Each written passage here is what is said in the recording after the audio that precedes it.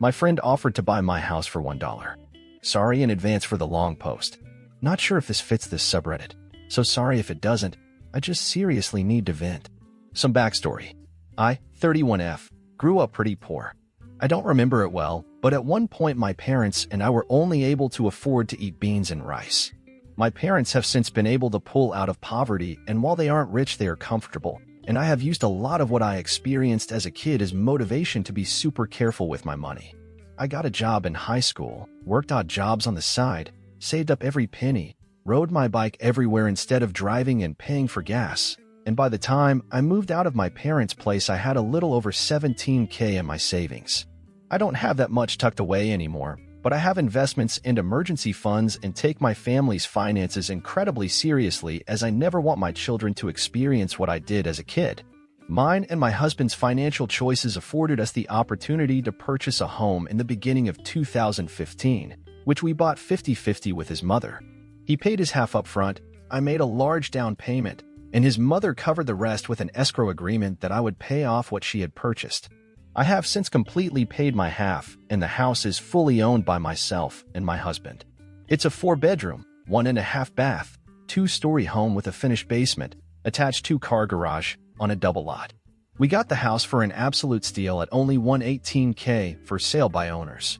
Since purchasing, we have installed a fence, updated the oven, washer and dryer, water heater, furnace, and paid for materials to have all the interior rooms repainted. The only updates it needs are purely cosmetic, as the exterior paint is an ugly brown pink color, which we have started repainting and need to finish. The hardwood floors have some distortion due to it being a 100-plus-year-old house and us having dogs when we lived there, and the bathroom could use an update, but structurally speaking doesn't need one. Needless to say, on a scale of 1 to 5, with 1 being tear down the house and start over, and 5 being it's ready to put on the market to sell for $300K today, the house is sitting at a 3.5 to 4. Backstory complete. Let's get into what has become my biggest headache for the past 4 years. I have a friend, let's call her Carly, F27, who had incredibly similar experiences to me growing up, but struggles with finances and has never seemed to get the hang of keeping any sort of savings over $50 at a time. I'm not sure if it's a lack of self-control, or that she's simply too focused in the moment when she gets paid and doesn't think to look in the long term, but she consistently makes her lack of funds everyone else's problem.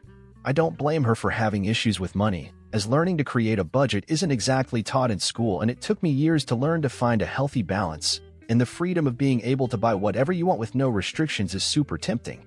But at some point you have to learn to take responsibility. During the course of our friendship, I have helped her build countless budgets based on my own. I made roughly the same amount of money as her, but each time they failed, for whatever reason.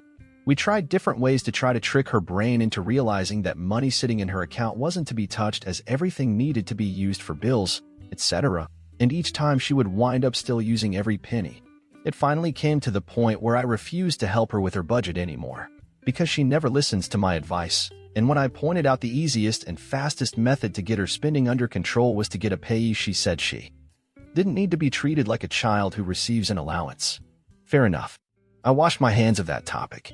Carly moved out of her mom's house a little over 6 years ago and into a mutual friend's place. Let's call her Tia, F27. As far as I have been told by Tia, Carly paid little to nothing in rent, even though they both worked at the same company and made close to the same salary. Carly's living space was an absolute disaster.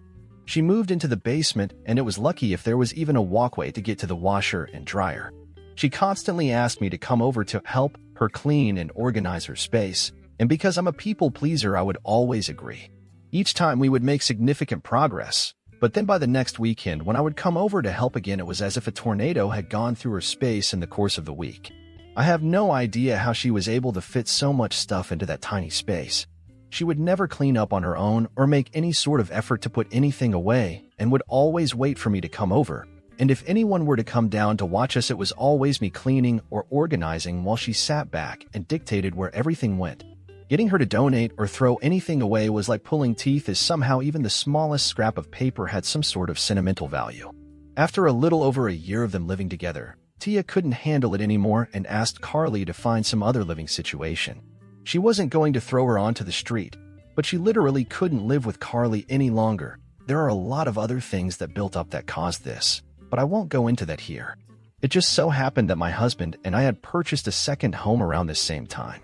What we had owed on the first was paid off. My husband had come into an inheritance, and we were able to look for our forever home that better fit our wants and needs.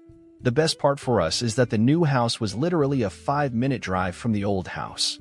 We had yet to decide whether we wanted to sell or rent our first house when Carly approached us with the offer of renting it from us.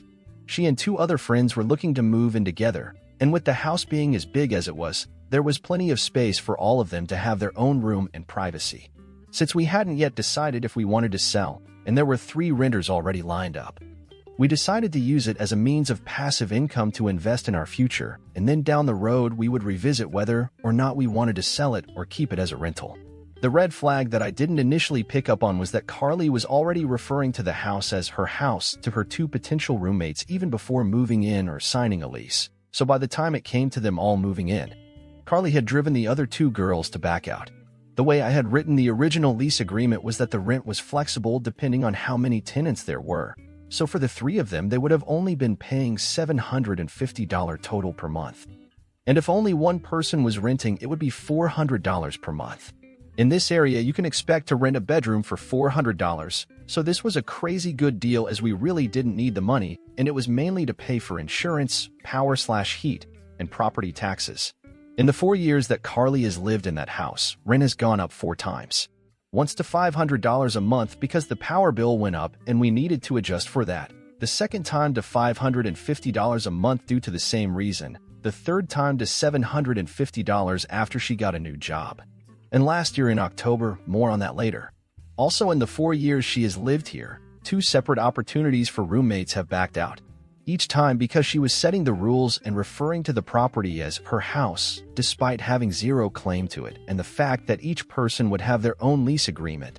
When she first moved in, she was working a minimum wage paying job and she was my friend, hence the low monthly rent. But a year and a half ago got a new job at a local university, 30-minute drive away, that pays very well and has great benefits. But somehow she manages to blow through her entire paycheck on I don't even know what.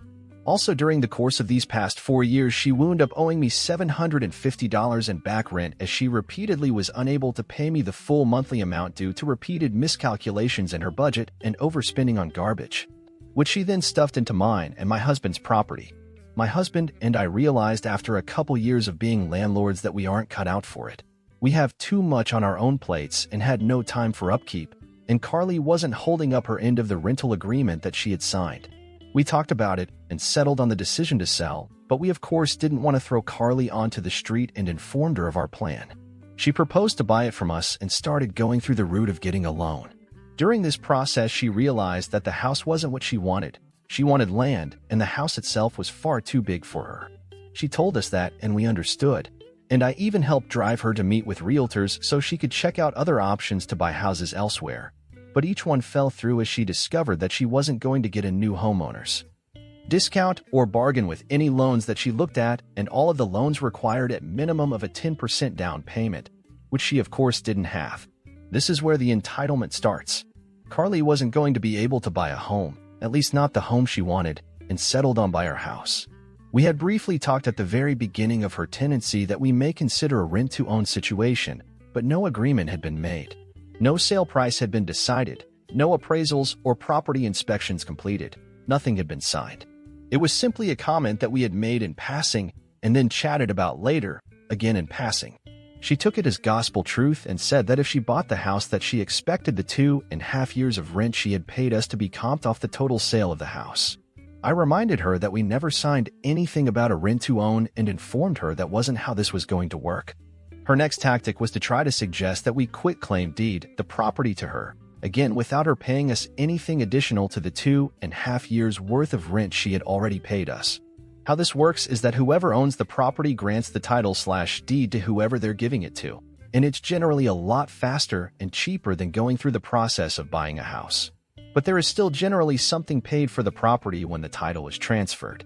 At this point, she'd only paid about $10,000 in rent, more than half of which went to paying for utilities that we covered instead of having her pay them in property taxes, and she was making it sound as if she wasn't going to give us anything beyond that. I again told her that this would not be a viable option. The house was in great condition, And even with the exterior paint and repairs to the floors and bathroom was worth at least what we had paid for it. 118K. She tried to spin it that she was doing us a favor by taking it off our hands, as I had expressed to her that we were tired of being landlords, and it was more effort than we had time for. Her last attempt at buying the house on her own was to offer me $1. That's right, a single dollar. I will admit, I don't know if this was a failed joke attempt on her part, but it certainly fell flat and I was so mad I was shaking, though I laughed it off. Side note, during the time she has lived in the house, my husband and I have some stuff stored in the garage as Carly parked on the street due to convenience. And she suggested on multiple occasions that she start charging us rent for storing things in our own house when none of it was in her way whatsoever, and we had already made it clear that if she purchased the house that we would remove all of our property. At the end of 2022, Carly started dating Reggie, 28M. They were long distance and would take turns visiting each other, and Carly made the comment to Reggie that we were looking to sell the house, and we threw out a couple numbers, the very lowest being 100K. But said that we of course would have to have an appraisal and look at market value, etc. He offered to buy it from us and said that he would start the process in March/April of 2023. I was relieved, my husband was relieved, Carly was relieved. Everything was looking great. Some information about Reggie at the time. He is a retired Marine. He gets a monthly check from the government for close to $2,000 on top of his well-paying job. I'm guessing based on what Carly told me, but at the time he made his offer he was probably making between $4,500 to $5,000 a month. When March/April came around, Carly and Reggie informed us that he would not be able to afford paying both his rent where he lived and a monthly mortgage payment and wouldn't be able to start the purchase process then, but would start the purchase process in October instead when he planned to move in with Carly. Before Reggie moved in, an ex-friend offered to rent a room in the house from Carly and pay her despite subletting being clearly stated in the lease agreement as prohibited. Carly so generously offered to pay us some of the amount that she was paid. The agreement fell through and the friend did not stay in the room. I'm not exactly sure why he chose to do things the way he did, but Reggie didn't start the purchase process at all until after he had moved and quit his job. Meaning the only source of income he had to show to a mortgage company was the monthly stipend from the government, which even with a veteran's loan doesn't work as proof of income. When he moved in, rent increased to $1,000 a month, which is still under value for the size of the home. And a brand new rental agreement was written and signed stating that if they had not started the buying process to purchase the house from us by mid-April of 2024, that we would not be renewing the lease nor would we work with them on month-to-month rental options, as myself and my husband are completely and totally over this mess. We also stated in the rental agreement that we were not going to list the house for sale as a sign of good faith to allow Reggie and Carly first choice on the house to buy it. Here's a rapid-fire list of things that have happened since October. Reggie paid the $750 that Carly owed to me in back rent. Carly and Reggie informed us at some point either late November or early December that they would not be buying the house as the repairs required amounted to more than $50,000. I don't know where they got this number, as I have budgeted on multiple occasions to redo the flooring, and it would be less than $15,000 to redo the entire house, nor would repainting cost more than a few thousand, or the bathroom remodel, as they intended to do the work themselves. We repaired the major damage in the bathroom recently for less than $500. They could not acquire rental housing due to having 3 cats and will indeed be staying in the house. We informed them we are not renewing the lease and reiterated our reasoning. I made the mistake of telling Carly what we owed on our mortgage, and they turned around and offered us $50,000 to buy the house from us, less than 1/3 the market value of the house if we sold it, as is. We politely declined and then promptly went home and screamed into pillows. They have repeatedly told Tia that they are desperate for money to the point of debating setting up a GoFundMe. All the while, Carly has gotten 2 brand new tattoos in the past year and has an international trip she has paid for in full that she is going on at the end of March, and Reggie has still not acquired even a part-time job. We emergency installed a water heater that Reggie paid for that I will have fully paid back by the end of March. Carly quit her job, and now the only income they will have after the end of this week is Reggie's military stipend. Carly nonchalantly stated that we would have to renegotiate rent for this month and next month. There will be no negotiations. She made a bad decision and will have to live with the consequences of her actions. The most recent thing she did was text me 2 days ago asking if she could pay me in food for this month's rent. Knowing her, The amount she will pay will amount to only a couple meals and maybe $75 in groceries instead of the roughly $500 that they will owe. I owe Reggie roughly $500 left to pay off the last bit of the water heater. I jokingly answered that the electricity and insurance companies don't accept food as payment, so neither can I. She then offered to pay me what it would cost to pay these expenses, and then the rest she would pay in food. I have not responded. It's been a day and a half. They will pay me in cash and nothing else. I'm done. No discussion. My warning to all of you. Don't mix business and friends without getting to know said friends very well first. If I had known what I would be walking into, I never would have allowed her to move it. Update. Good. Effing. God. Thanks for all the comments. There was some great advice in there, and I appreciate it. I should clarify. The reason we let Carly move in the first place is because she made it sound like she literally had nowhere to go. She'd spun a tale that her home life with her mom was not safe. Untrue. She made it sound like Tia was literally kicking her out that day. Also untrue. And she panically hounded me relentlessly in person and over the phone until my husband and I made a super quick decision to let her rent from us. I've learned this is a method of manipulation. I've reached out to an attorney. We talked about everything that's happened. They read through the lease and gave us a few options. 1. We wait until May 1st when Carly and Reggie are supposed to be out of the house. If they're not out, deliver intent to sell notice. That gives them 90 days to vacate the property after the lease is up. Not ideal. 2. We deliver the intent to sell now. That means they have until mid-June to get the F out. Still not ideal, but better. If they're still in the house past the 90 days, we file unlawful detainer and the cops forcibly kick them out. We can't evict because we don't have the grounds. Even with all of this, the courts just about everywhere are against landlords and in favor of tenants. That the minute their rent is late, we then have grounds for eviction. That gives them 14 days to pay or get the F out. But if they pay, the eviction process ends. So still not ideal. They can't get squatters' rights because they haven't been here long enough. I'm going to be telling her mother everything she's done, because I'm pretty sure she has no idea. I'm also telling all our mutual friends. I've done a lot of self-reflection lately before writing this post and came to several conclusions. I know she's not my friend. I had a false idea that I was helping someone that I saw as a friend, and in the end I enabled her shitty behavior. I'm aware I'm a doormat. I know I don't know how to set boundaries. I spend a lot of time on the phone and in professional offices over the last few days. I'm on a waiting list to see a therapist and learn to set boundaries, because I don't ever want to teach my kids my bad behaviors and habits that got me into this mess. And for all of you who mentioned that it's a miracle my husband is still with me, he was with me along the whole process. I never did anything without his consent, since we own the house 50/50ths. I'm taking most of the blame because Carly was my friend. I've apologized to him, and we had a deep conversation about working on communication. He apologized for not seeing sooner that my friend wasn't who she claimed to be and didn't warn me I was being manipulated. I'll update again when we get closer to May 1st unless something happens sooner.